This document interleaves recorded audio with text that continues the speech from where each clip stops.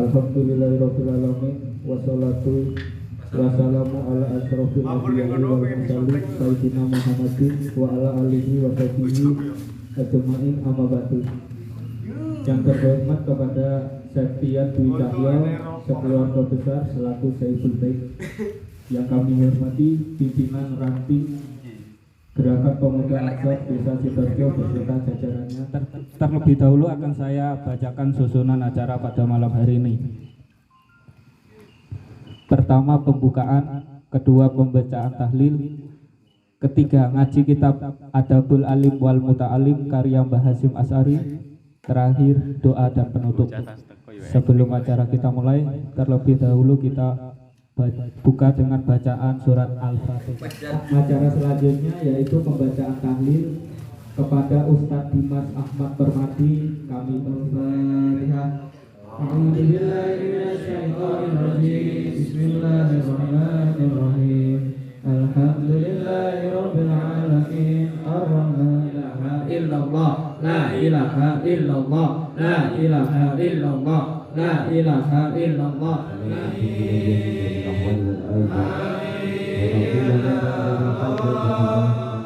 Meningkat acara selanjutnya yaitu acara inti pada malam hari ini, yaitu ngaji kitab Adabul Alim wal Muta'alim Mbah Hasyim Asy'ari yang akan disampaikan oleh beliau Ustadz Ar-Rahmatan Arabi. Waktu dan tempat kami persilakan. Assalamualaikum warahmatullahi wabarakatuh. Alhamdulillahi alamin. Wabihi nasta'in ala umuri dunya waddin. Wassalatu wassalamu ala sayyidina wa maulana Muhammadin wa ala alihi wa sahbihi ajmain, amma ba'du. Yang kami hormati sahabat Septian Dwi Cahyo beserta keluarga besar, yang kami hormati sahabat-sahabat Ansor, Banser semuanya, mari kita bersyukur dan jangan lupa baca sholawat. Selanjutnya kita lanjutkan rutinan ngaji kitab kita. Saat ini kita sudah sampai pada bab 4 pasal 10. Bab 4 pasal 10 atau halaman 51. Halaman 51. Wal ashiru ayyura'iya naubatahu fala yataqaddama 'alaiha bi ghairi ridha man hiyalahu. Adab seorang yang ke-10, ya, adab seorang murid dalam belajarnya yang ke-10 yaitu dia harus menjaga tata urut atau giliran. Maka tidak boleh maju atau bahasa Jawanya ngendih kancane tanpa mendapatkan izin dari yang bersangkutan. Ini diriwayatkan annal ansorian ata Rasulullahi sallallahu alaihi wasallam yas'aluhu waja'a ba'duhu rajulun min Saqifin yas'aluhu faqala nabiyyu sallallahu alaihi wasallam ya akha Saqif innal ansoriya qad sabaqaka bil mas'alati fajlis kaima nabtau bihajatil ansori qabla hajatika. Ini sebuah hadis. Pada saat itu zaman Nabi sedang mengadakan pendidikan atau pengajian, majelis taklim. Diriwayatkan ada sahabat Ansor. Sahabat Ansor itu, ini bukan berarti dulu sejak Kanjeng Nabi sudah ada gerakan pemuda Ansor, bukan. Ini maksudnya sahabat Ansor adalah orang pribumi kota Madinah. Kalau pindahan dari Mekah namanya muhajirin. Biasanya kalau sahabat Ansor itu dulu, secara tapi nggak semuanya, secara ekonomi lebih tertata umumnya. Tapi kalau masalah keilmuan, sahabat muhajirin itu lebih mendalam keilmuannya. Tapi kalau secara ekonomi, sahabat ansor lebih mumpuni. Makanya bisa saling melengkapi antara muhajirin dan ansor. Tapi ya gak mesti. Monggo sugeng rawuh ingkang nembe rawuh. Marhaban bihudurikum. Bahasa Inggrisnya piye? Welcome to home Sophia. Welcome to Septian's home.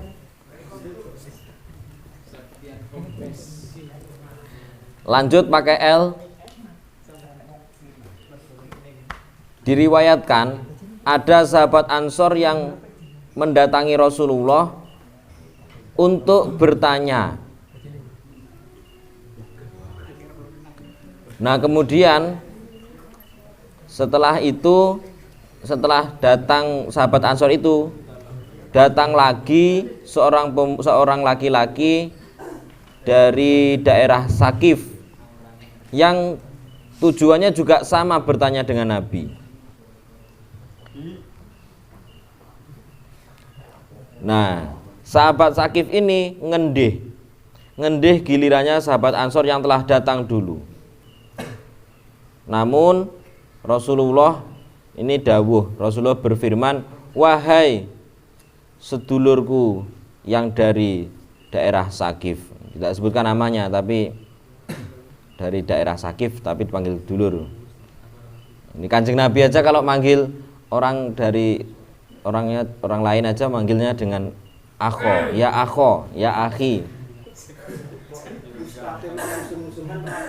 Berarti ini bisa menjadi suri teladan kita kalau manggil temannya itu ya ojo jangkar lah.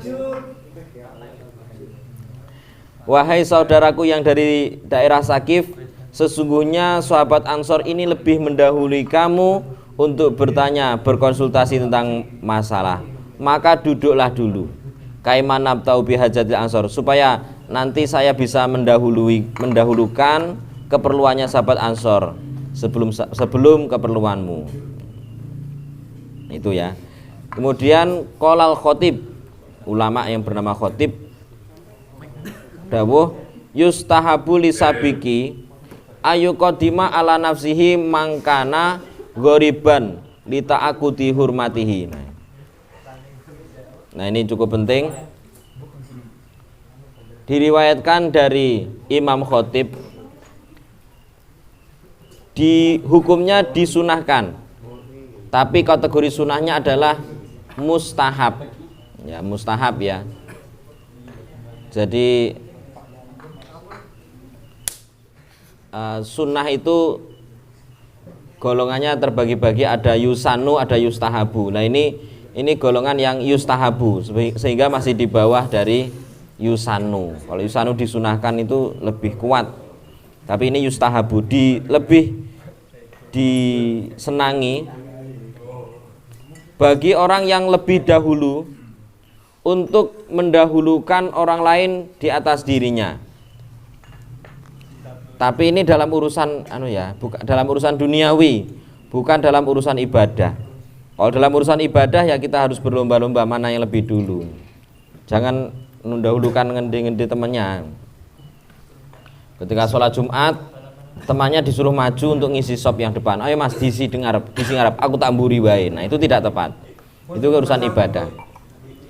Ini untuk masalah urusan duniawi. Disunahkan atau disenangi mendahulukan orang lain daripada dirinya jika orang yang di belakangnya itu adalah orang yang jauh, orang asing, karena untuk menunjukkan menghormati. Ya, mungkin pertimbangannya kalau orang yang jauh datangnya itu mereka kerepotan, datangnya jauh, lebih lelah, kemudian nanti pulangnya juga jauh, apalagi mungkin tidak aman, sehingga untuk menghormatinya diberikan lebih dahulu gilirannya. Kira-kira begitu. Wa kadzalika idza kana limutaakhirin hajatun daruriyatun. Dan apabila orang yang di belakang itu punya kepentingan yang darurat. Contoh, kita lagi ngantri di bank, di belakang kita ada orang hamil. Ya kita dahulukanlah.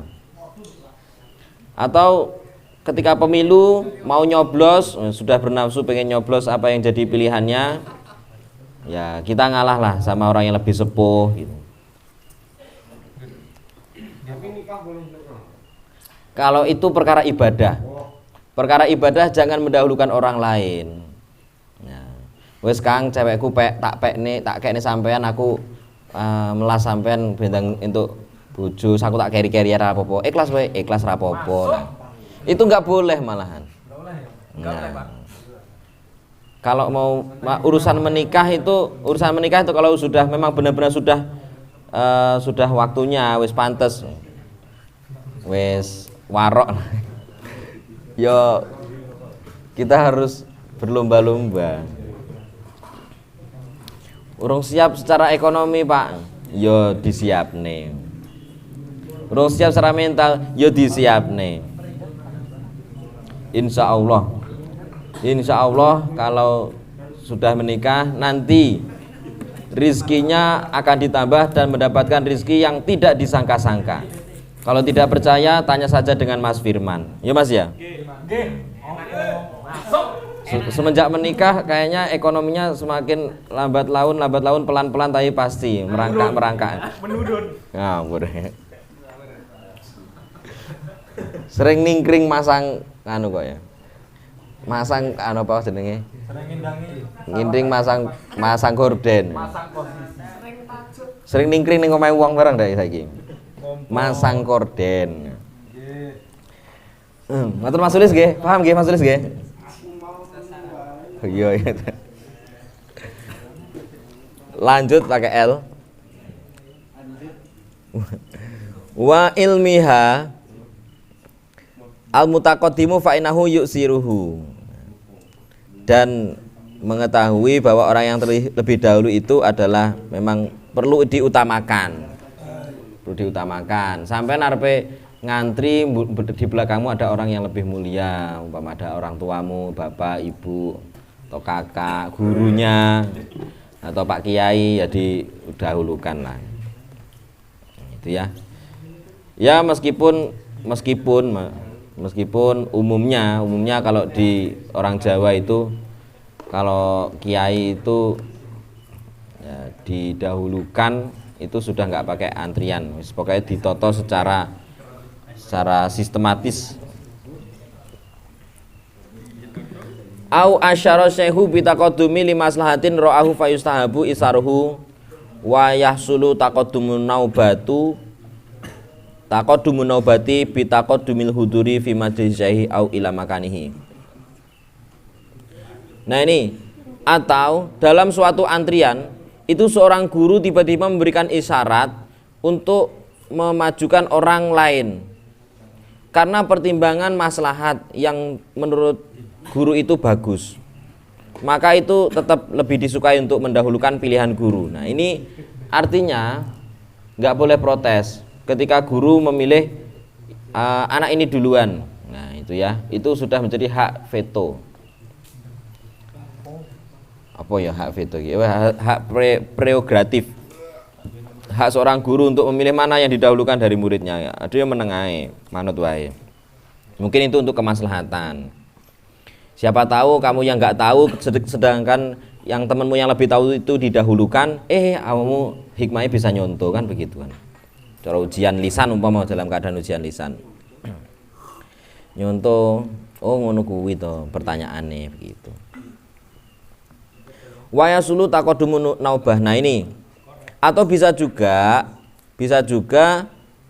urutan dahulunya itu diatur sesuai dengan kehadiran.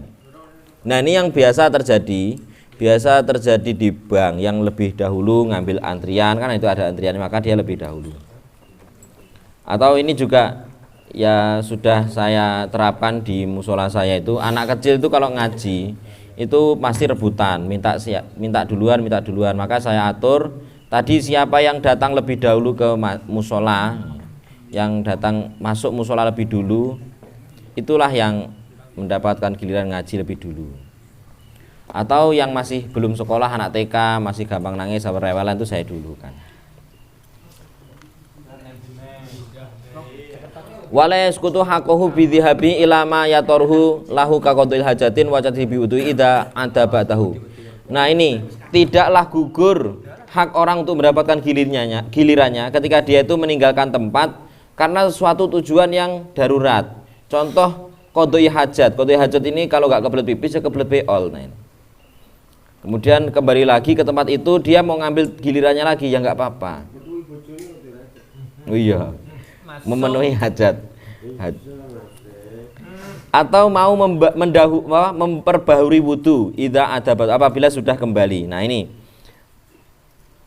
disunahkan bagi orang yang sudah punya wudu, meskipun dia tidak batal, dia wudu lagi, itu sunnah, namanya tajdidul wudu atau memperbaharui wudu, mengupdate wudu. Nah itu ya bahasa ini kuwi. Wa idza sabaqa isnani tanaza'a ukri'a bainahuma wa qaddama syaihu ahadahuma in kana mutabari'an. Apabila ada dua orang yang rebutan, engkel-engkelan, saya dulu. Nah, maka cara solusinya adalah dengan cara ukri'a. Ukri'a itu adalah dibuatkan undian. Ya, sujleng. Nah, itu enggak apa-apa. Sud atau gunting batu kertas atau dikocok namanya, Mas. Dikocok namanya siapa yang keluar duluan, nah itulah ya.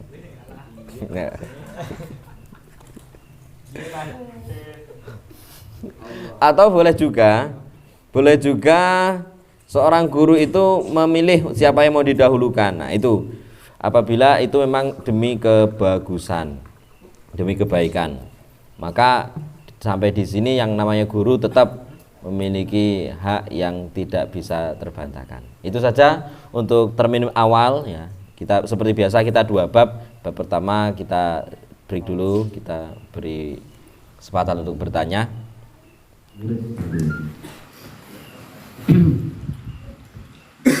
Kalau ya dimanapun sih, artinya IDW ini ngomong guru mau selalu batasannya sekolah. Itu harus kita bedah dulu. Harus kita bedah bahwa batasan kita terhadap guru itu tidak hanya di madrasah, tidak hanya di pondok pesantren, tidak hanya di musola atau di masjid. Jadi batasan menjadi guru itu ya siapapun mengikuti pengertiannya orang alim biyen, bahkan para sahabat, bahwa orang yang mengajarkan suatu huruf pun kepada saya itu adalah guru saya. Yang terangkan begitu, siapapun yang telah memberikan pembelajaran kepada kita berkenaan apapun itu guru kita. Kemudian di masyarakat itu ya guru kita itu siapapun. Ya, misalnya al-karom akhin al-kiram al-maghfur jenenge sapa? Maghfur Bidit, tulisannya Maghfur Bidit. Itu ya gurunya si Wahid siapa? Wahid Semuk. Berkenaan dengan mencukur ya, berkenaan dengan seni cukur, seni potong rambut, ya gurunya beliau. Bagaimanapun itu kan itu. Dan itu apalagi yang wamaya apa yang sing gegandolan yang berkenaan dengan kehidupannya. Jadi itu sampai Mahfur sampai Rabi Umar sing dadi sumber penghidupan toko cukur. Lalu maka jasanya Syekh Wahid, ya kan? Wahid dia Syekh guru. Ya. Asemuki. Ya memang. Rekam lagi, Bang.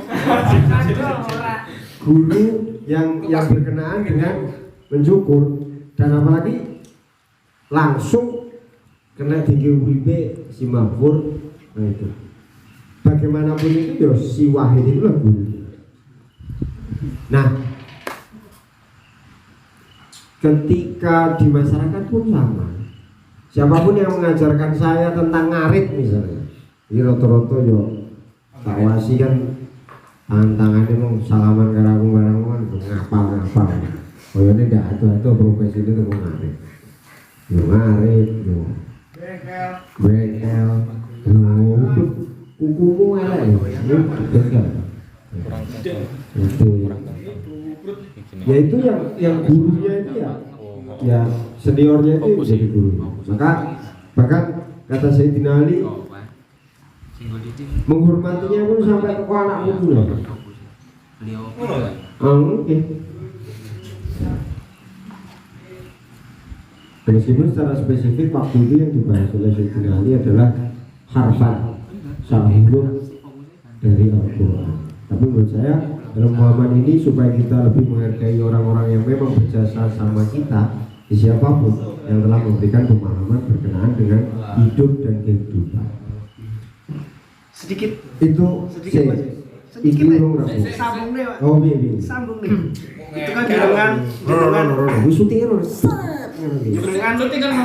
memberikan pemahaman bahwa yang baik itu kan pembelajaran kepada teman ataupun siapapun itu hal-hal yang baik itu disebut guru. Kalau semisal hal yang buruk, contoh maling yang perlu belajar. Ya enek gurune memang. Ya enek gurune. Kotok barang ini. Kok klothok barang, judi barang. Nah, itu gimana cara pandangan kita?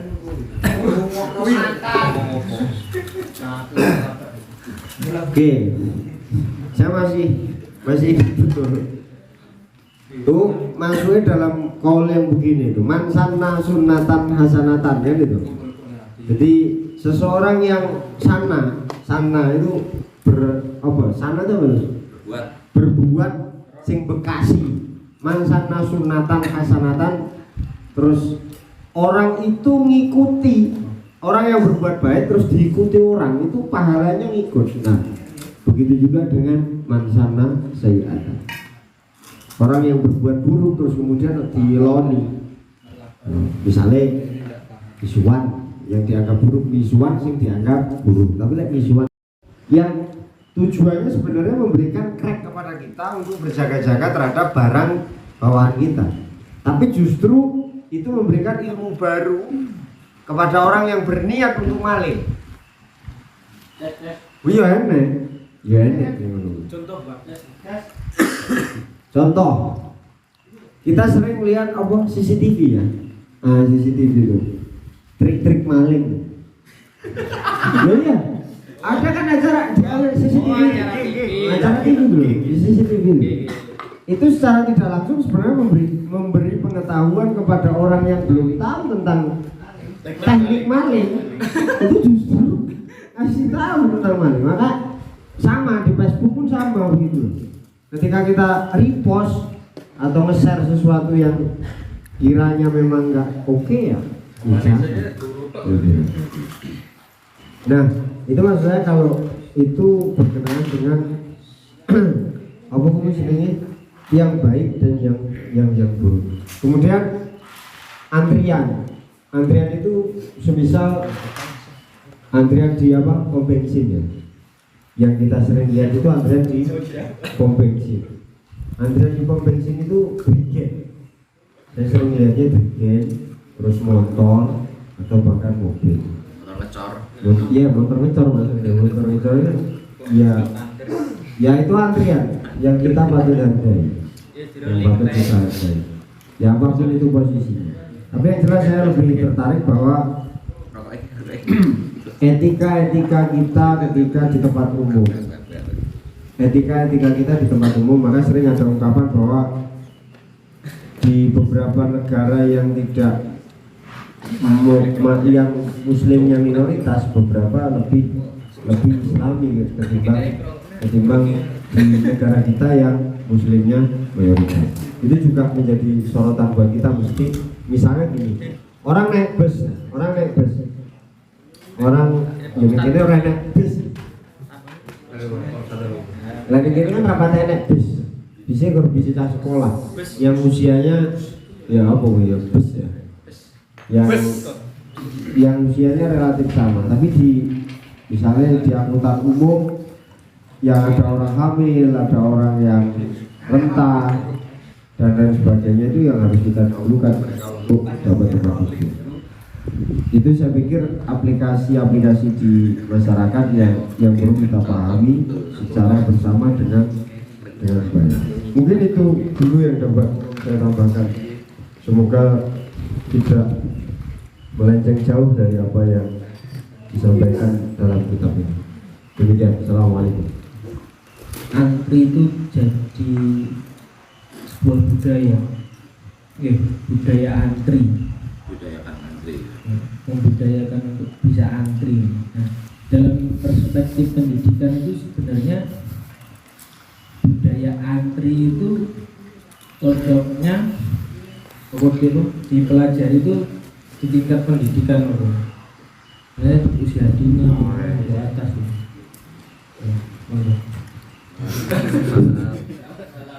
Semoga semuanya dalam keadaan sehat. Pembukaan ngeprank ini. Di sini saya cuma mau bercerita masa lalu, bisa dibilang nostalgia. Memang benar apa yang dikatakan Pak Matan, Ustaz Rahmatan, budaya antri harus selalu kita berusaha untuk melakukannya. Seperti contoh zaman dulu sebelum ada yang namanya sumur-sumur bawah sekarang ini. Ya.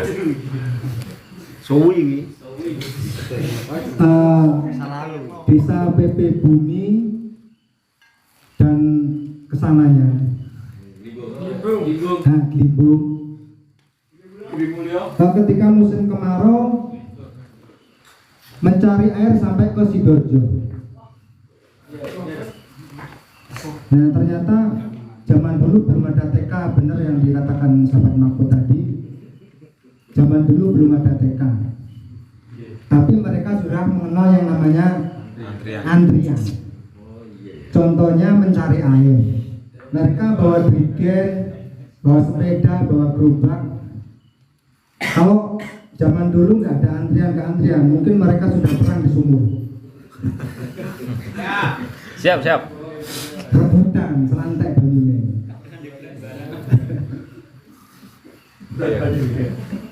Senior udah. Ya, senior boleh banyu. Jadi kalau masalah antrian, ketertiban dipelajari dari TK emang benar. Kalau gede di lampu merah terus tidak mau antri karena banyak penyebabnya, Pak. Yang pertama panas. Kalau yang di depan nggak panas, yang belakangnya panas.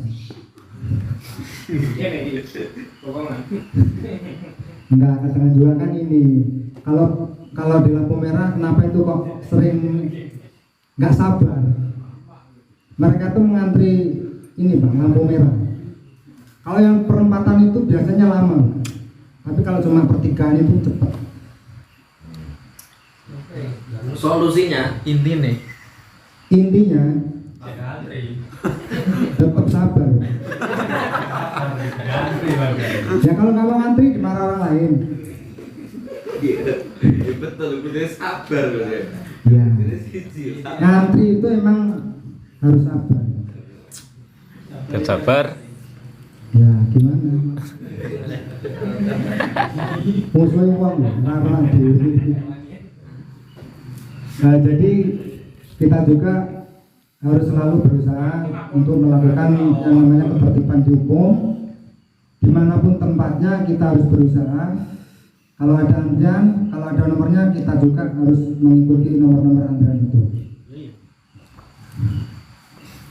Cukup sekian dari saya. Apabila yang menambahkan silakan saya beri. Assalamualaikum warahmatullahi wabarakatuh. Baik. Assalamualaikum warahmatullahi wabarakatuh. Pada dasarnya sebagai dasar tadi yang dipertanyakan pada kita semua bahwa sejak kapan kita harus diajarkan ngantri. Yang jelas kita kan, ya pengalaman saya dulu juga saya nggak pernah TK, langsung SD. Langsung SD umur 4 tahun setengah. Oh, 4 tahun setengah SD. Iya. Iya, karena saya tidak TK, bener. Berarti nggak tunjuk bunda. Nah, tapi pembelajaran tentang disiplin atau pengantrian itu sebenarnya sudah diajarkan dari sekolah dasar. Kalau saya, dan diajarkannya secara teratur dalam kehidupan sehari-hari.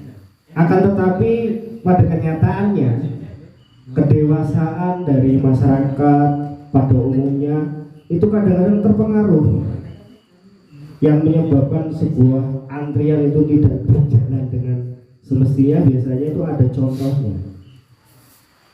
Saat ini banyak pejabat-pejabat ataupun publikasi orang-orang yang terkenal itu tidak berbudaya ngantri, bahkan ada yang namanya suap, sogok dan lain-lainnya. Itu yang menyebabkan bahwa masyarakat kan lama-kelamaan pada tahu Rekomendasi. nah itu seperti pembelajaran, seperti guru awake dhewe seneng publik ngono kae lah, yang tidak menjalankan antrian yang benar dan sebagainya. Oleh sebab itu maka ya kita sebagai pemuda ya kita harus membudayakan antri tersebut agar di masyarakat kelak akan lebih baik lagi. Terima kasih. Yang lainnya monggo.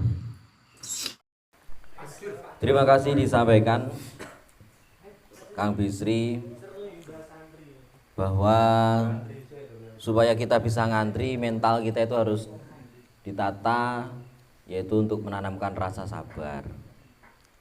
Dari Mas Sulis menambahkan bahwa penyebab kita nggak bisa ngantri itu karena memang tidak munculnya atau belum muncul contoh dari pemuka publik, itu belum memberikan contoh. Maka bisa disimpulkan bahwa selain dari mental kita, maka perlu adanya sistem yang baik supaya bisa untuk antri tertib. Ya.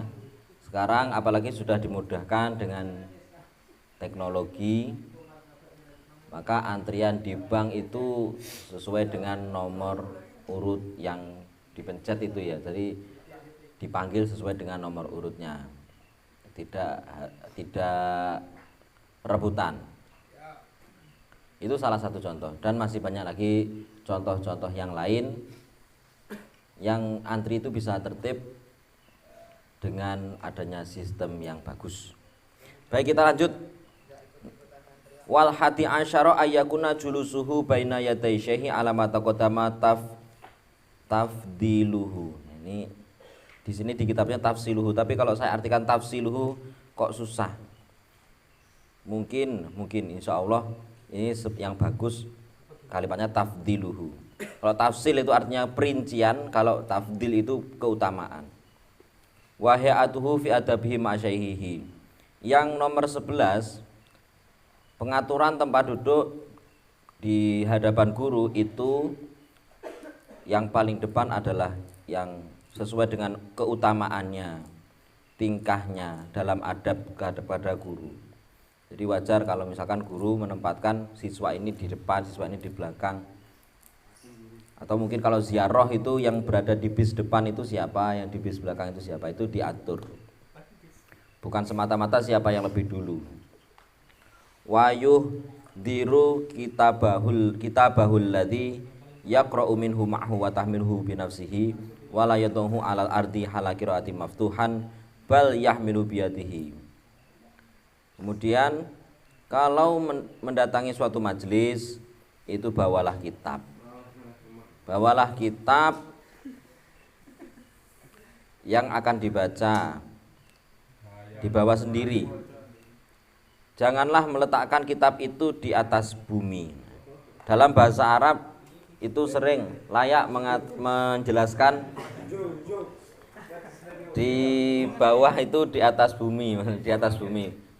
Meskipun sebenarnya maksudnya yang digendaki dalam kalimat ini di bawah gitu ya. Bukan kok di bumi, di tanah, enggak. Ketika dibaca dalam keadaan terbuka. Akan tetapi adab yang bagus adalah dibawa dengan tangannya. Ini dibawa dengan tangannya, tapi repot ini. Ini tak kayak tas lah, rotok mending. Wala yaqra'u ma illa ba'd minhu illa ba'dal istidzarin ma'asyahi. Tidak membaca kecuali setelah mendapatkan izin. Wala yaqra'u inda syughli qalbi syaihi au malalihi au ghadabi au ghamamihi au nahwa dzalik. Janganlah membaca ini yang dikehendaki di sini adalah metode pengajian sorogan. Metode pengajian sorogan itu di mana bukan guru yang membaca kitab tapi murid yang membaca kitab. Sedangkan nanti guru itu menyimak mana yang benar, mana yang salah. Dalam metode seperti itu, janganlah membaca ketika situasi dan kondisinya kurang tepat. Misalkan sang guru itu sedang repot, syughli, atau sedang bosan, atau sedang muring, atau sedang ya susah, atau sedang sedih, berduka. Maka harus melihat situasi, kondisi, pandangan dan jangkauan. Fa idza adzina lahu syaihu ista'adza minasyaiton nirrajim summa yusamiyallaha wa yahmaduhu wa yusolli wa yusallim ala nabi sallallahu alaihi wasallam. Jika sudah mendapatkan izin, sudah datang gilirannya dia untuk mengaji, maka untuk membaca kitab itu adab yang bagus harus diawali dengan isti'ad atau ta'awud, nyuwun kebahu reksa, minta perlindungan kepada Allah dari godaan syaitan yang terkutuk.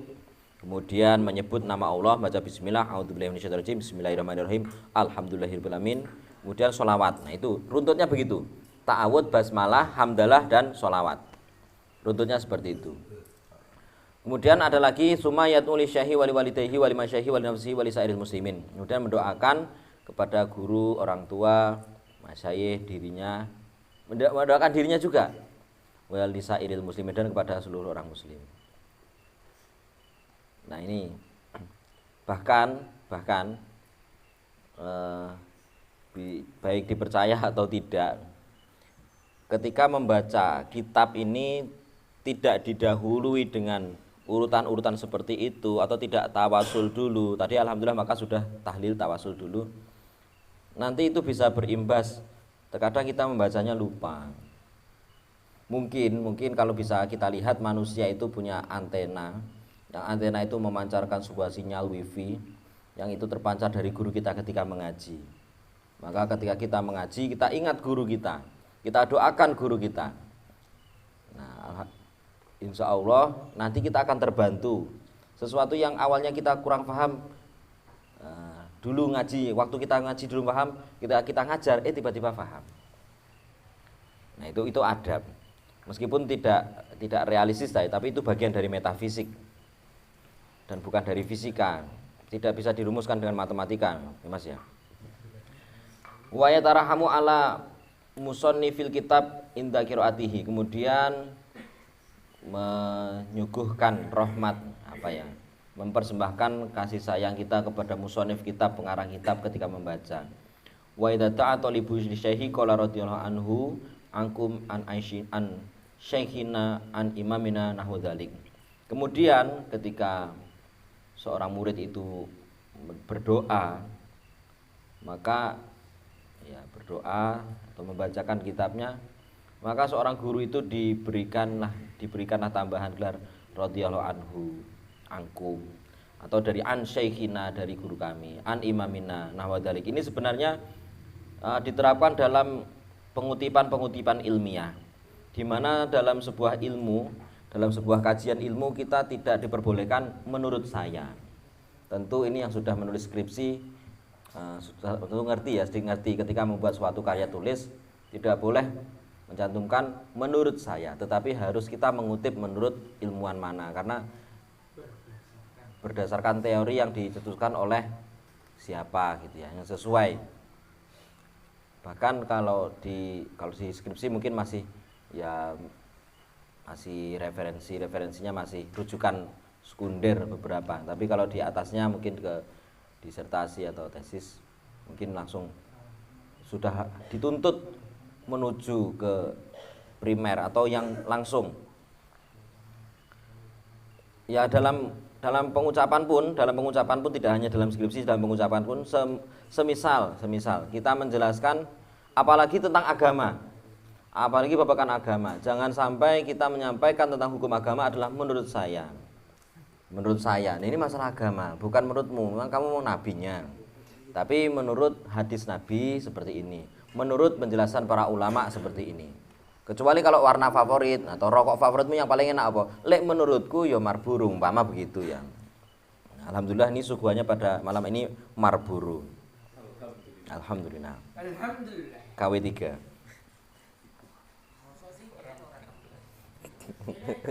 Mulane mlebu. Wayak sudu bihi syaihin. Wa idza faragha min ad-darsi ta'a ali syaihi aidon. Kemudian kalau sudah selesai, jangan lupa berdoa kepada gurunya. Fa in taraka talibul al-istiftah bima dzukira jahlan aw nisyanan nabahahu alaihi wa 'allamahu iyyahu wa dzakarahu bihi fa innahu min ahamil adab. Apabila ada seseorang yang lupa untuk melakukan pembukaan, kemudian lupa karena memang tidak tahu atau lupa karena lupa, maka ya kita mengingatkan karena itu adalah suatu adab yang penting. Jadi ini mengajarkan kepada kita supaya dalam suatu keilmuan, suatu pendapat itu kita tidak sombong menyandarkan suatu ilmu atau pendapat itu dari kita sendiri, tapi kita ingat dari mana kita mendapatkan ilmu itu, rujukan itu. Maka boleh-boleh saja berdasarkan penjelasan yang saya dapatkan dari Pak Kiai siapa ini. Meskipun Pak Kiai itu sebenarnya juga belum layak dijadikan sebagai rujukan untuk agama, karena memang agama itu harus berdasarkan ya mujtahid yang lebih layak untuk dirujuki. Tapi paling tidak itu lebih mending lah daripada kita mengatakan menurut saya, pendapat saya. Itu yang dapat saya sampaikan. Kepada sahabat-sahabat dipersilakan untuk menambahkan atau mengajukan pertanyaan. Berkaitan dengan sebelum membaca buku Pak ya, atau kitab itu kan memberikan tawasul atau memberikan ya doa lah kepada sang pengarang atau sang guru-guru kita. Nah, kalau di ini kan kitab-kitab agama ini kan udah jelas biasanya Pak ya, dari Syekh Al-Maliki, Sokolar, dan sebagainya itu. Nah kalau misal yang dibaca itu buku-buku umum Pak, misal buku teori beternak ayam, nah itu apa yang bikin buku itu juga didoakan Pak. Nah misal yang membuat buku itu juga bukan orang Islam, misal orang Bali, nah menurut Pak, hukumnya apa kita juga harus mendoakan terlebih dahulu? Nah orang Bali kenal aku enggak Islam gitu loh Mas. Islam. Nah, Bali ki suku. Coba nyebut kan Mas. Kan Bali juga ada Islam. kenapa komunik kafirmu deh Ditahan kalau kafir sendiri. Iya, ini ada. Mah muni kafir. gimana bro Kafirun. Iya lo Pir. Terima kasih kepada Mas Desa yang sudah mengajukan pertanyaan. Ini pertanyaan yang bagus sekali. Yang bagus sekali, kita wajib menghormati orang lain, apalagi itu guru kita. Siapapun guru kita wajib kita hormati. Nah, cara menghormati kita itu salah satunya adalah dengan mengirimkan doa. Masalahnya tidak semua guru kita itu adalah seagama dengan kita. Nah, terus itu bagaimana mendoakan? Ya kita ini saya awali dulu lah ya. Mendoakan orang itu bagus sekali, mendoakan orang itu bagus. Baik orang itu adalah orang yang muslim maupun orang yang non muslim. Hanya saja mungkin doanya yang beda. Doanya yang beda.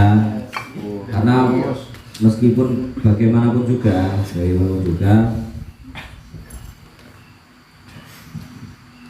ya kembali ke masalah tauhid bahwa kunci surga itu adalah miftahul jannah, itu adalah la ilaha illallah.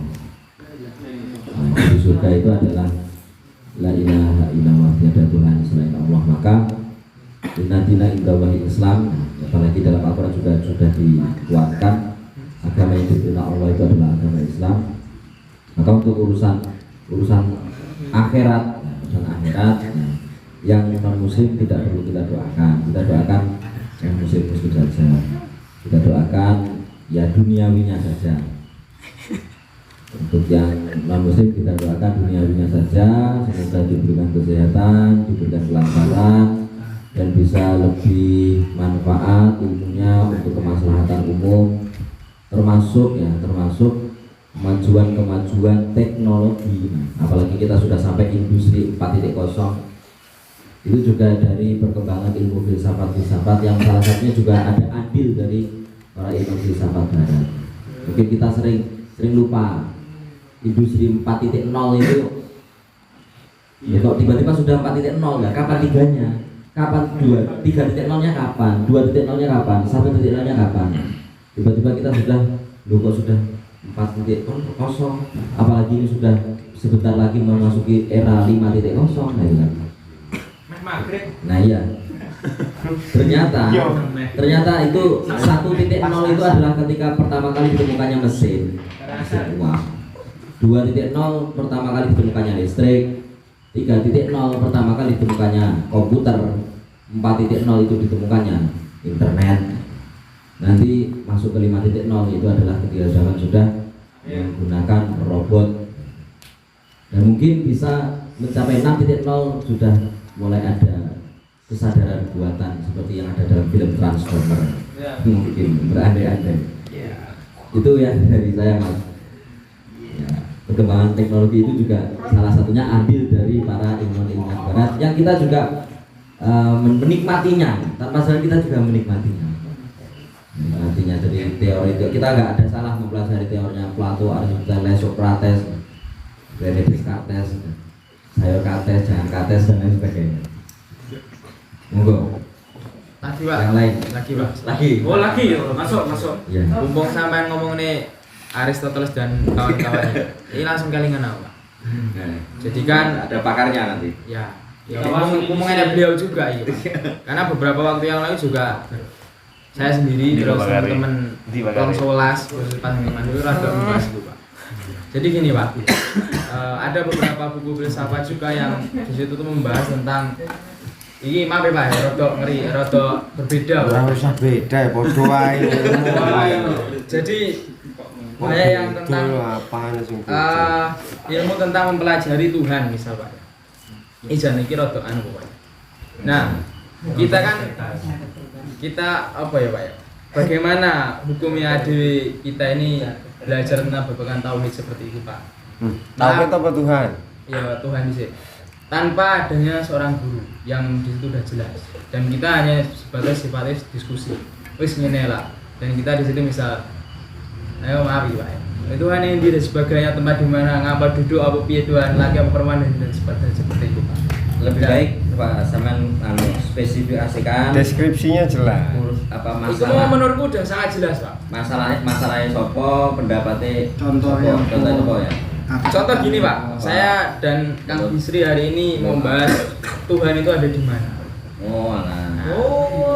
Kalau di ilmu tauhid, misal ngawam menolak, itu kan tidak boleh Pak ya, karena di situ khawatirnya sedikit melenceng. Bahkan Iya. Nah, itu Pak. Ini mengiling juga ini. Nah, kita sebatas wong nggak ada guru ini diskusi ini piye hukumnya Pak? Apakah kita sudah masuk kategori kufur? Atau memang di situ memang yo enggak apa-apa asal di situ konteksnya belajar dan tahu apa jenenge bagaimana untuk ben enggak kufur meneh. Contohnya syahadat meneh misalnya. Terima kasih. Tanggapan. Thank you. Kasih Mbak senang kali. Ya ini kajian Ini ngancam tenan iki. ketuhanan ya, kajian ketuhanan dari berbagai perspektif para ahli filosof. Memang kalau kita belajar tentang ketuhanan dari para filosof itu ngeri-ngeri. Apalagi yang paling ngeri itu, yang paling ngeri di antara yang lain itu adalah pendapatnya Nietzsche bahwa Tuhan telah mati. Nah, siapa yang membunuhnya? Membunuhnya adalah kita sendiri. Kita yang membunuh Tuhan dengan perbuatan buruk kita. Nah itulah, itu sekedar cuplikan. Untuk lengkapnya silahkan kepada Mas Haji Imam, kami persilakan. Siap. Firman, mumpung saya kelingan, ada yang sedikit mengganjal. Sejak kapan akan kita tanamkan perilaku ya, kurang lebih begitu. Saya tadi nyari nukilan ya. Nukilannya sederhana sebenarnya. Ini nukilannya Stephen Covey ya. Oh waduh. Ada beberapa hal bahwa dia punya 7 kebiasaan yang membuat manusia itu menjadi manusia yang efektif. Yang pertama, tapi saya merangkumnya lebih sederhana sih. Kalau pertanyaannya sejak kapan kita itu ditanamkan, kalau tadi ada obrolan dari TK, gerang-gerang TK diwarai baris, gerang-gerang orang iso tertib. Tapi ternyata dijawab sama Kang Bisri terbantahkan bahwa orang sebelum ada sistem pendidikan TK sudah ada antri, gitu ya. Maka sebenarnya antri itu kan berangkatnya dari kesadaran. Pertama itu, kalau kita punya anak nih, kita punya anak dan kita pendidik. Dari kapan sebenarnya kebiasaan itu ada? Ya sejak mereka itu mulai mengenal kebiasaan. Misal gini, coba dicek, saya bahkan ngetes sendiri. Damar itu saya bawa pulang, ini berulang kali saya ceritakan, bawa pulang hari-harinya. Kalau kebiasaan orang Jawa dulu pakai tangan kiri, nyampe rumah bawa hari-hari pakai tangan kiri, nanti anaknya jadi kidal. Damar enggak kidal. Padahal saya bawa dari dalam keluar, tak tanam gitu juga. Terus gendis itu sampai yang gerang yang kecil, gendis itu lahir di bawah titik. Terus saya bawa pulang pakai tangan kiri juga. Kidali singkatannya apa sih? Kiri dari lahir kan. Apa? Menggunakan kebiasaan kirinya untuk menjadi efektif. Ya dari kiri. Kalau kanan dari lahir. Maksud saya begini loh. Kalau kiri dari lahir, berarti tiga kanan kiri nggak masalah. Iya, tapi ada ungkapan. Karena ada ungkapan bahwa ada mitosnya bahwa ketika hari-hari itu dibawa pakai tangan kiri akan menjadi tidak. Yang kedua, ada doa yang harus tersematkan ketika anak itu dikubur hari-harinya. Ya diomongin, terus dikai berambang, kayak micin. Kalau gendis itu cuma saya kasih berambang sama bawang, kayak bumbu apa, nasi goreng kan itu berambang sama bawang. Bukan itu. Saya memasukkan satu handphone, flash disk, card reader, karena yang ada di situ caruk kan, tak segurne, stipo ya, Tipek. itu jegur-jegurnya di kendia itu. Setipenya loh. Iya itu sebagai harapan, hampir rusak nih. Karena dengan harapan bahwa dia akan melek teknologi dan sebagainya. Itu kan harapan. Pantesan saya main game mabar terus. Nah, kan kayak gitu. Itu kan harapan.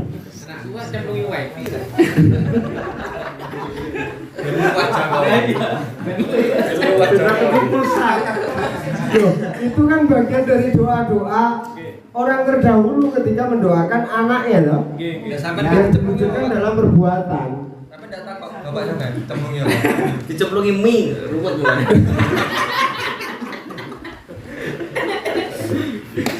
Kayaknya bola ruwet gitu nih, lebih terus nih. Kita bedek ya. Jadi bola ruwet. Itu kalau kita minta dari kapan kita memulai ini dari kecil, bahkan ada di sistem pendidikan kita bahwa ada prenatal sebelum dia lahir. Tapi saya membiasakan yang saya praktekkan saja ya. Anak saya biasakan untuk pertama meluapkan emosi. Boleh dia marah, yang penting nggak ngawur. Satu. Ya bahkan ternyata sesekali saya dengar ketika dia marah sama temennya ya misuh bareng kayak tadi. Ya agak adaptif ternyata. Misuh bareng. Karo bapaknya. Terbuka. Tapi ketika di hadapan saya standar saja dia ngomong. Ya marah saja. Marah saja. Sama teman-temannya sampai sejauh itu. Bahkan yang kecil juga sama. Tapi saya membiasakan juga misal pakai baju dimulai dari kanan kayak gitu, itu sudah saya mulai dari awal, termasuk menghormati orang lain, bagaimana mendahulukan adiknya yang dewasa, terus yang kecil menghormati meskipun terus kayak Damar bagaimana dengan saudaranya yang secara nasab lebih tua harus manggil mas meskipun lebih kecil, itu juga kami sampaikan bagian dari mengedukasi soal tertib, antri dan seterusnya. Terus kalau pertanyaannya Reja yang berkenaan dengan apakah ketika kita membahas soal ketuhanan itu bagian dari kufur, bisa jadi, tapi bisa jadi ya, bisa jadi enggak. Dalam konteks ini saya pernah mencocok-cocokkan, misalnya ungkapannya let's say, itu nggak jauh dengan ungkapannya kaum Mu'tazilah. Gitu. Ingat bahwa Asy'ariyah yang kita bawa dalam akidah Ahlussunnah wal Jamaah itu muncul setelah adanya Jabariyah, Qadariyah, Mu'tazilah dan seterusnya. Ini adalah hipotesa dari semua pemahaman-pemahaman yang sempat liar sebelumnya. Kita sama-sama tahu iki jane rada adoh, tapi kalau yang pernah belajar di madrasah nek ngrungokne ceritane Mbak Gito ataupun yang fresh graduate ini ceritane tentang sama Bu Rifa tentang bagaimana Bani Umayyah itu ya dia punya Jabariyah, dia punya pemahaman Jabariyah. Terus sebelumnya jauh hari sudah ada Khawarij. Akidahnya sama sekali berbeda dengan akidah Asy'ariyah. Menempatkan posisi ketuhanan itu sebagai posisi yang absolut, mutlak dan seterusnya, bahkan tak tersentuh. Tapi saya meyakini bahwa Islam itu tidak sama dengan Hindu dalam konteks bahwa menyampaikan perkara-perkara ketuhanan tidak hanya dalam konteks kaum Brahman. Kita sah saja membahas soal ketuhanan asal dengan keilmuan. Dan saya yakin orang-orang yang memahami mempertanyakan soal ketuhanan tentu sudah membawa bekal soal akidah awaliyah, akidatul awal ya. Misal memahami bahwa ada sifat wajib Allah, sifat mustahil Allah, sampai kemudian kepada sifat Kanjeng Nabi. Ini juga sudah kita pahami bersama. Maka sah kita memberikan memahami. Dan gini loh, di usia-usia perkembangan itu memang otak kita lebih liar. Ya, di usia-usia perkembangan saat jenengan mau di usia 17 sampai 20-an. 16, 17 sampai 20 muncul titik lah. Itu liar pemikirannya. Saya katakan liar pemikiran tuh gini. Bahkan mungkin mulai mempertanyakan takdir gua gini amat ya. Begitu. Pada pemahaman ini itu bisa dimaknai bahwa kita kufur. Bisa kufur ya kurang apa kowe irong duwe kan. Motor duwe. Bojo, cewek ora. Nah, sing lan duwe kan kok dramatisir paling enggak duwe bojo kan duwe cewek kan. Sing rokok dramatisir kan paling itu. Kalau hal yang lain sudah cukup. Nah, ada pun sampai mempertanyakan soal Allah itu tinggal di mana. Ya kita kembalikan kepada Alkitabil awal. Allah tidak bertempat. Tapi dalam pemahaman lain yang sah juga kemudian dipahami oleh alirannya Syekh Siti Jenar yang juga ada pendahulunya. Syekh Siti Jenar juga ada pendahulunya. Syekh Siti Jenar kan ada pendahulunya, bukan aliran baru Syekh Siti Jenar ini. Bahwa Tuhan ada dalam diri kita dan itu ketika kita pelajari lebih utuh, lebih ke dalam. Zat-zat apa yang di dalam diri kita itu gak karunia Gusti Allah kan ngono kan? Nah, sampai ada kemungkinan seperti itu, sampai ada ungkapan seperti itu ya ungkapan Syekh Siti Jenar. Dan itu kan liar, pertanyaan-pertanyaan liar kan? Dan itu kenapa di usia-usia seperti ini memang butuh pendampingan. Malah lebih berbahaya ketika kita mengamalkan sebuah aurat tanpa guru ketimbang kita mempertanyakan hal yang begitu. Jadi demikian yang berkenaan dengan hukum filsafat ataupun hal-hal yang berkenaan dengan agama. Yang tidak boleh dibahas itu cuma sederhana kok. Seingat saya dalam Quran itu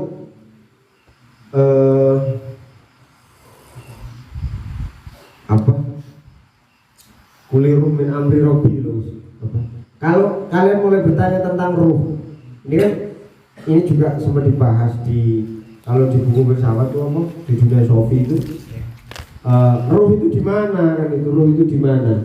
Di Quran itu sudah dijawab ketika ada umat yang bertanya tentang ruh, kulirum min amri robbi.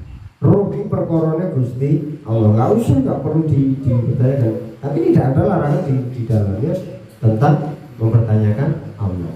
Bahkan ketika ya orang-orang kayak kita ini zamannya Jeng Nabi Bian misalnya wes bahkan dijawab langsung oleh Quran. Wa idza sa'alaka ibadi anni fa inni qarib ujibu da'watan terus-terusnya. Ketika ada yang nanya sama kamu bahwa tentang aku Allah bahwa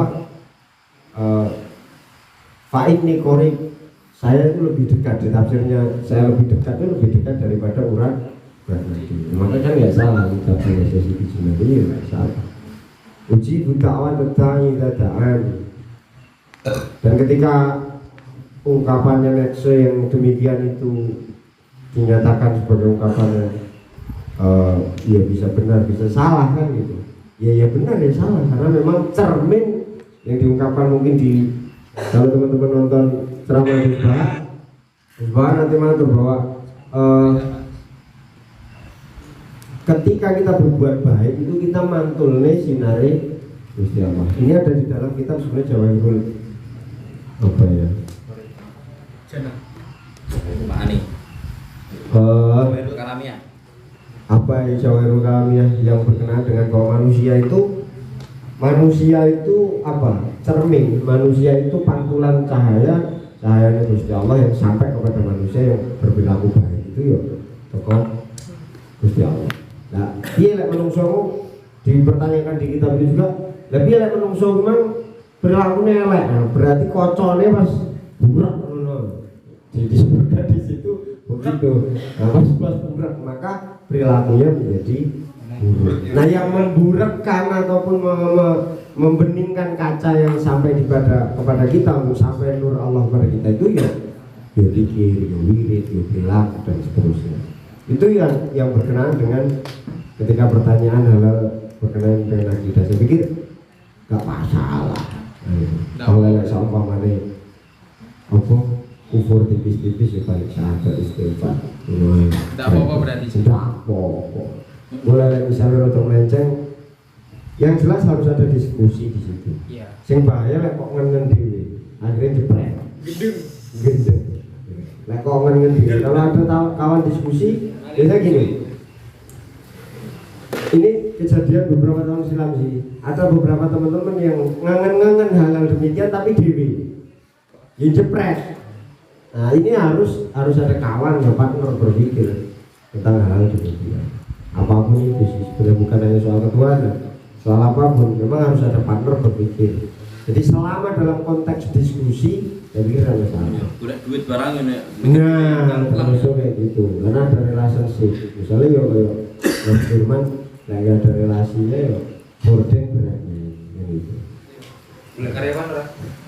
Halo, Mas Firman, siapa yang mau pesan gorden? Bisa masuk ke Mas Firman. Iklan. Demikian yang dapat saya sampaikan. Assalamualaikum warahmatullahi wabarakatuh. Waalaikumsalam. Disampaikan terima kasih penjelasan dari Pak Haji. Pelajaran untuk kita semua bahwa berpikir tentang ketuhanan, khususnya tadi kajian filsafat, itu bukanlah kajian untuk orang yang mulai belajar, tapi sudah kajian orang-orang dewasa ya, sehingga khawatirnya kalau masih belum dibekali dengan kaidah-kaidah yang diajarkan pada akidatul awam, orang-orang awam, itu nanti bisa kufur. Tapi kalau kita sudah mantap, sudah punya bekal, sudah punya keyakinan, sehingga kalau kita pun mempelajari ilmu-ilmu itu tidak masalah. Justru malah itu juga bisa menambah keimanan kita jika kita bisa mengelolanya. Ya, saya sedikit analogi, ya, menganalogikan logika bahwa baju kita itu adalah kapas. Baju kita adalah kapas. Kenapa? Karena baju kita itu asal usulnya dari benang. Baju kita itu kain, yang kain itu asal usulnya dari benang itu asal usulnya dari kapas. Sedangkan manusia ini kita asal usulnya dari orang tua kita sampai Adam itu asal usulnya dari tanah itu asal usulnya dari mana? Tanah itu tidak mungkin dari yang lain selain dari Allah, karena hanya ada Allah, zat sebelum alam semesta ini ada. Aku nambahin. Soal guru ya. Iya, soal guru yang tidak muslim. Sah sampean kirimi doa. Jadi khususon Ilaru Ketut Suwarto Tidak apa-apa. Tidak apa-apa. Dia punya roh nggak? Punya. Kasih. Gini loh. Jadi bahkan memang perilaku kita harus tetap baik sama anaknya Pak Ketut Suwarto. Harus juga, karena beliau memang sudah berjasa mendewasakan kita dengan angka dan pola. Ya. Maka wajar kalau kita harus berterima kasih. Bahkan ketika beliau sudah meninggal, ya sebatas mendoakan, ya kita doakan saja. Plus tambahan kalian biar itu kan guru yang mengarang sebuah kita. Kalau guru yang dalam artian orang tua kita itu adalah guru yang paling dekat dengan kita. Entah orang tua kita sendiri langsung ataupun nenek ataupun kakek. Di lain sisi mereka juga lain agama. Di lain sisi. Terus sikap kita apa? Tidak mendoakan orang tua tersebut atau gimana?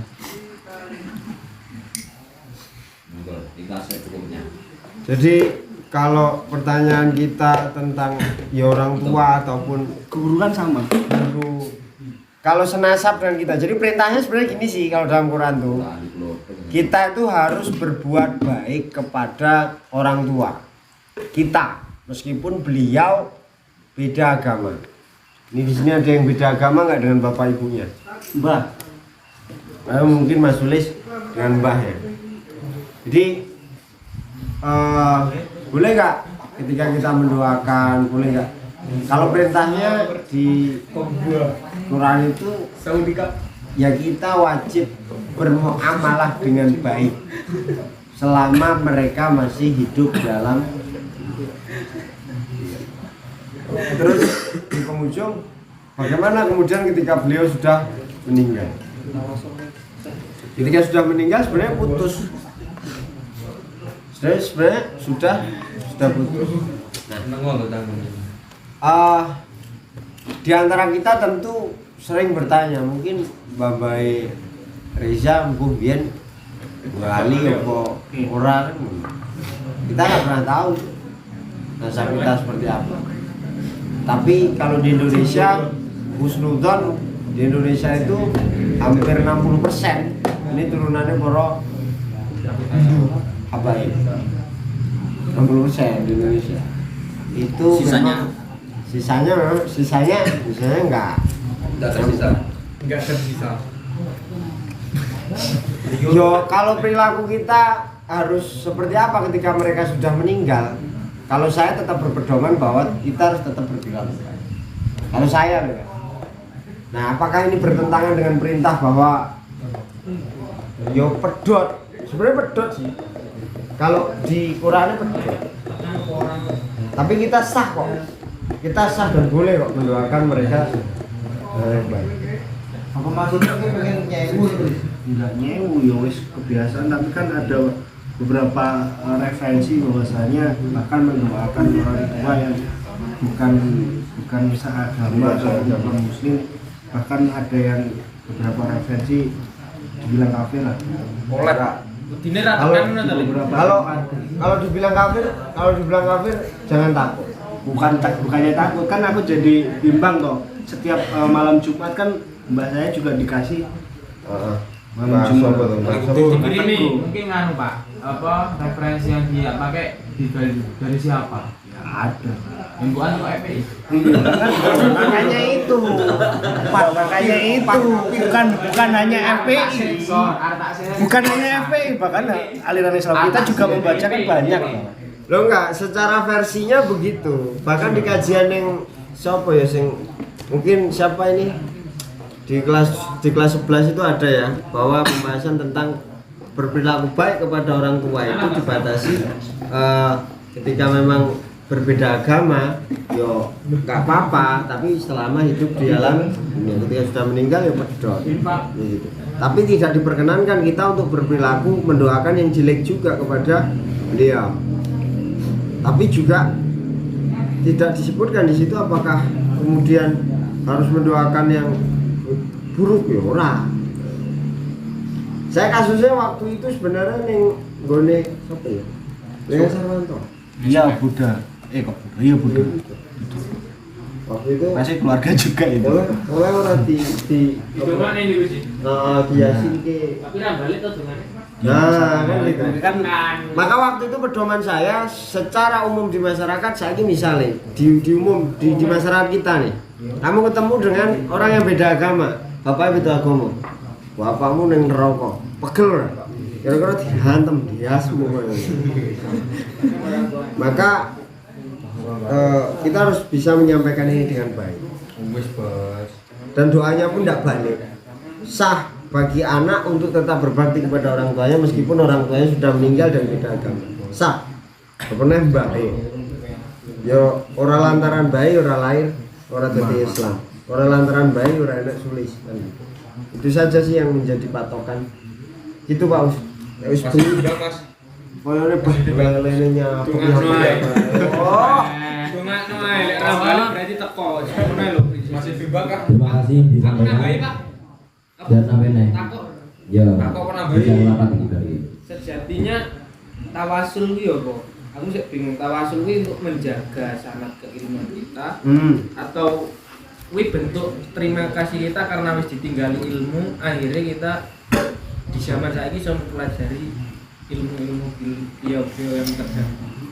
tawasul itu kan kalau tawasul kepada guru ya begitu itu. Artinya kita menjaga sanad kita. Yang pertama menjaga sanad memang. Yang kedua adalah memang berterima kasih. Maka kan gini, sebagaimana disebutkan sama Pak Ustadz tadi di bab berapa? Selikur tadi ya. Hati Al-Syarah ya. Di bab 11 atau 21? 11 ya. Di bab 11 tadi disebutkan bahwa kita memang harus menyebutkan guru-guru kita dalam setiap pembacaan. Mungkin kalau kebiasaan saya di kelas Fikri ini ya secara sederhana saya cuma menyampaikan Rifki. Di kelas ya cuma saya bacakan Fatihah untuk guru-guru kita, utamanya untuk bapak ibu kita dan bapak kita. Pertama memang ya kita lahir dari mereka. Kalau nasab apa ya? Nasab keluarga ya. Kalau nasab keluarga begitu. Kalau nasab keilmuan secara utuh menyambungkan keberkahan. Gini, koyo aku ki ndek berkah apa? Belas. Kan gitu. Tapi saya hanya bertugas menyambungkan keberkahan guru-guru saya kepada murid-murid yang ada di kelas itu. Maka saya mengajak murid-murid di kelas itu untuk berfatihah kepada guru-guru saya terdahulu. Itu saja kalau soal sanad keilmuan dan sanad keberkahan kalau saya menurut saya. Kalau kepada orang tua jelas wajib. Karena sering untuk anak-anak level Rifki ini kelas 10, 11 sering lali. Bae wae raro. Maka sering saya sebenarnya membuat tugas sederhana di kelas itu, silahkan dituliskan bapak mbahmu sampai ke level 4 atau 5. Itu sering nggak ketemu. Mereka paling pol tekombai. Buyute nggak roh. Padahal itu penting. Makmurnya karo. Jelas. Cukup ya? Ya, sampaikan terima kasih. Tawasul. Nah itu salah satu tawasul mas, salah satu tawasul. Cuman ini tambahan sedikit lagi ya, supaya nanti tidak menjadi kalau naik motor supaya tidak kepikiran mas. Tawasul itu nyambung, tawasul itu nyambung. Dari kata wasola nyambung, menyambungkan. Maka tawasul itu ada 3 macam. Yang pertama tawasul dengan asma Allah. Maka kamu ingin mendapatkan rezeki, ya Allah berikan saya rezeki. Nah, sebagai wujud mintamu kepada Allah, kamu tawasul. Tawasulnya dengan membaca asmaul husna, ya Rozak, ya Rozak, ya Rozak, ya Rozak. Itu tawasul. Ya Rozak itu menjadi tawasul permintaanmu kepada Allah. Ya Rahman, ya Rahim, ya Fatah, ya Alim. Itu misalkan atau ya Allah, ya Allah, ya Allah, la ilaha illallah, itu tawasul juga. Tawasul bi asma'illah, dengan asma Allah. Yang kedua tawasul bi amali soleh. Tawasul dengan perbuatan. Nah, itu yang paling utama sebenarnya ini. Tawasul dengan perbuatan. Kamu punya hajat supaya hajat itu terkabul, kamu berbuat baik. Saya sedekah, kemudian berdoa kepada Allah semoga minta kita itu dikabulkan oleh Allah. Maka kita memberikan sedekah, termasuk mendoakan orang lain, mendoakan orang pendahulu kita, guru-guru kita. Itu tawasul. Dengan tawasul yang ketiga yaitu tawasul dengan solihin, orang-orang soleh, orang-orang pendahulu kita yang soleh. Itu tawasul. Nah, kalau kita memintakan maaf kepada orang lain itu akan senang. Semisal sampean punya salah, Mas Duran punya salah dengan Kang Bisri. Nah, kemudian saya ngomong sama Kang Bisri, tolong maafkanlah dosa Mas Firman. Mesti sampai. Nah, Mas Firman yang dengar ini akan senang kepada saya kan. Oh, padha karo awakmu njaluk ngapura, ya Allah ampunilah dosa orang-orang tuaku. Nah, maka orang tua kita yang sudah meninggal itu juga akan senang sama kita. Karena orang tua yang senang, karena orang tua itu senang kepada kita. Nah, jangan anggap orang yang meninggal dunia itu sudah putus ya. Maka orang yang meninggal dunia itu juga bisa membantu kita, mengabulkan doa-doa kita, menambah kuat doa-doa kita. Apalagi yang kita tawasul adalah kanjeng Nabi, para sahabat, para ulama dan lain sebagainya. Itu. Nah, jadi kesimpulannya tawasul juga menangguhkan nasab, juga mengabulkan hajat, dan juga sebagai wujud kasih sayang kepada orang yang sudah meninggal dunia. Amin ya rabbal alamin. Itu saja yang dapat. Wallahul muwaffiq ila aqwamit thoriq. Wassalamualaikum warahmatullahi wabarakatuh. Waalaikumsalam warahmatullahi wabarakatuh.